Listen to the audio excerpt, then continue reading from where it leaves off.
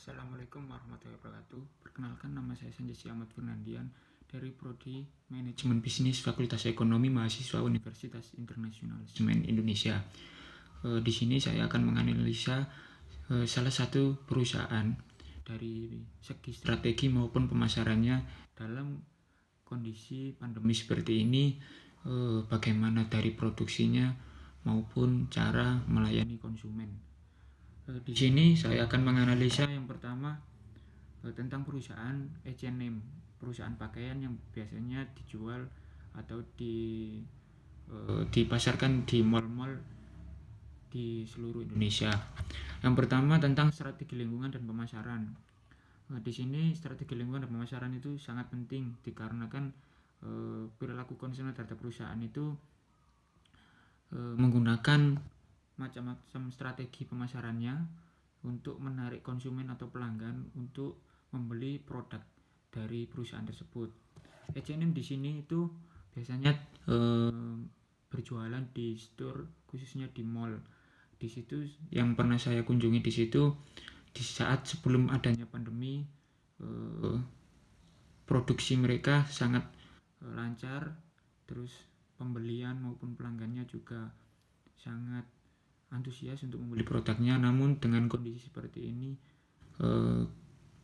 pembatasan aktivitas dari manusianya atau pembelinya yang membuat perusahaan ini merubah strategi yang awalnya A menjadi B. Contohnya sekarang H&M itu sangat menjadikan strateginya sangat efektif dengan cara mereka sebelum mall dibuka, mereka menjual produk-produk pakaiannya melewati online seperti perusahaan-perusahaan lainnya.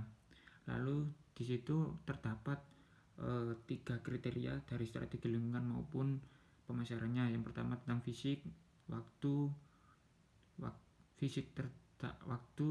cuaca dan penerangan. Yang waktu ini mereka buka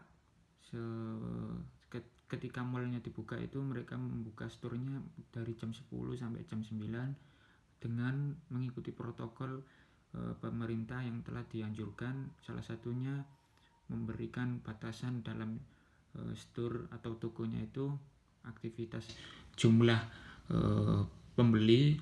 Lalu yang kedua memperketat protokol kesehatan dengan menggunakan masker, face shield atau yang lainnya.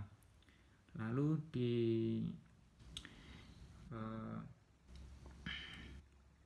yang masalah penerangan di store H&M sekarang sudah tidak bisa dilakukan lagi karena store-nya juga sangat bagus, ditambah pelayanannya juga sangat baik, ditambah dengan adanya kondisi seperti ini mereka sangat benar-benar menjaga kenyamanan dan keamanan dari pelanggan tersebut. Lalu di sini ada yang namanya tentang pengaruh kelompok acuan maupun kelompok yang lainnya. Kelompok acuan di sini bagaimana seseorang mendapatkan informasi dari individu atau kelompok yang memberikan informasi kepada orang lain untuk mengenai produk maupun informasi yang lainnya, untuk yang bertujuan memberikan pengaruh terhadap pembeli tersebut, khususnya dalam sebuah perusahaan. Lalu di sini ada yang namanya kelompok formal atau kelompok informal. Kelompok formal itu bisa terdiri dari komunitas yang resmi maupun anak sekolah maupun mahasiswa yang lainnya. Lalu ada yang namanya aspirasi. Aspirasi di situ adalah salah satu pelanggan yang diberikan informasi oleh sebuah golongan, namun dia ingin mengikuti informasi tersebut dengan cara melaksanakan secara langsung maupun memberikan informasi selanjutnya kepada pelanggan yang lain. Lalu ada yang namanya disosiasi. Disosiasi di sini bagaimana seseorang atau kelompok memberikan informasi, namun si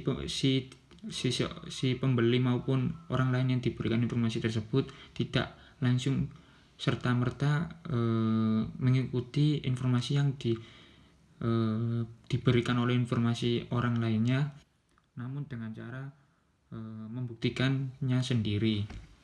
Lalu di sini ada namanya loyalitas pelanggan, itu dibagikan menjadi 3. Di H&M tersebut bisa diterapkan. Di sini saya sebutkan terlebih dahulu loyalitas pelanggan itu ada 3. Loyalitas pelanggan melalui peningkatan kualitas, lalu yang kedua melalui hasil evaluasi harga, melalui promo dan potongan harga. Di sini H&M tersebut kan bergerak di bidang pakaian. Di sini itu kualitasnya benar-benar dijaga dari mulai kain, pakaian tersebut, ukuran, terus dan kualitas lainnya. Lalu ada yang namanya hasil evaluasi harga. Di sini kan orang kan terkadang ingin beli baju itu harganya miring namun kualitasnya bagus. Dari situ H&M brand ternama, namun mereka tidak malu untuk menurunkan harga. Jadi mereka itu menurunkan harga sesuai keinginan konsumennya. Harganya itu tidak menjatuhkan si H&M sendiri maupun tidak membebankan si pembeli juga. Jadi mereka itu di tengah-tengah. Lalu ada yang namanya melalui promo atau potongan harga. Melalui promo atau potongan harga di sini itu H&M sering mengadakan diskon besar-besaran untuk menarik pelanggan untuk membeli produknya. Yang kedua, mereka ingin mengurangi stok atau barang yang masih tersisa. Lalu mereka jadikan diskon maupun giveaway yang lainnya untuk para pelanggannya. Lalu di sini kegunaan loyalitas pelanggan itu sangat penting, karena dalam satu produk itu tidak mungkin tidak ada yang membeli. Jika seseorang membeli, apalagi seorang pelanggan yang sering memberikan kepercayaan kepada perusahaan tersebut akan mengalami kemajuan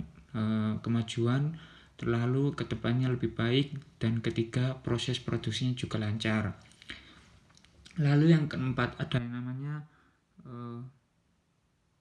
cara seseorang di masa pandemi ini sangat riskan untuk keluar rumah karena takut terkena virus. Jadi H&M sendiri ini juga membuat aplikasi khusus buat menjual produknya, maupun mereka bekerja sama dengan pelapak-pelapak yang sudah tergabung dalam komunitas ataupun terhubung dengan aplikasi seperti Bukalapak, Shopee, Tokopedia, dan lain-lainnya. Jadi mereka itu tidak membuat strategi untuk offline store saja. Mereka jadi menggunakan online store juga untuk mengatasi kendala kerugian maupun kendala yang lainnya. Lalu yang ketiga ada namanya tentang desain toko atau cara menarik pelanggan dengan suasana toko. Di sini itu H&M itu sangat memperhitungkan bagaimana toko itu bisa membuat seseorang itu nyaman maupun aman dalam melakukan perbelanjaannya. Di situ pelayanannya sangat diberikan yang terbaik. Jadi pelanggan maupun pembeli itu sangat nyaman dan membuat pelanggan juga ingin kembali untuk membeli ke toko tersebut dengan desain toko yang sangat menarik, bagus, bersih, dan lain sebagainya. Lalu ada yang namanya cara promosi. Cara promosi di sini itu publik itu tidak serta-merta mengenal produk dari perusahaan tersebut, namun beberapa cara dari perusahaan itu mengenal mengenalkan produknya atau mengenalkan apa yang mereka jual kepada konsumen maupun pelanggan itu dengan berbagai strategi. Yang pertama bisa digunakan adalah strategi pemasaran yang menggunakan iklan, yang kedua menggunakan informasi orang ke orang lain atau informasi acuan maupun informasi yang lainnya. Lalu promosi di sini juga mengenalkan bagaimana produk itu memiliki kualitas, terus memiliki daya saing, memiliki daya jual, lalu memiliki nama yang sangat bagus seperti H&M tadi. Mereka juga menjual pakaian yang sangat kekinian maupun digemari oleh kalangan-kalangan seperti anak muda. Selanjutnya ada yang namanya cara menentukan atau menetapkan harga jika produk sama dengan followernya. Contohnya di Uniqlo itu menjual pakaian juga seperti H&M. Mereka juga menjual produk-produk seperti di H&M seperti hoodie, terus kaos polos dan lain sebagainya. H&M di sini itu menilai kualitas dari Uniqlo tersendiri itu seperti apa. Lalu H&M di situ membuat sebuah strategi. Di situ mereka melakukan riset dan melihat harga produk dari perusahaan sebelah yaitu Uniqlo. Yang kedua menetapkan HPP di bawah harga produk. Jadi di situ itu H&M itu melakukan analisa, di Uniqlo itu harganya berapa, terus kualitasnya seperti apa dan lain sebagainya. Lalu H&M menerapkan di tokonya, menerapkan produksinya agar para pelanggan itu masih tertarik untuk membeli ke produknya H&M. Lalu mereka menetapkan HPP di bawah harga produk. Jadi misalnya di Uniqlo satu pakaian itu harganya 150.000, itu dari kain, dari itunya itu harganya 150.000. Lalu di H&M mungkin mereka tidak mengurangi kualitas dan lain sebagainya, namun mereka menjual harga sekitar 135.000, 140.000, jadi di bawah Uniqlo tapi kualitasnya tidak mengurangi.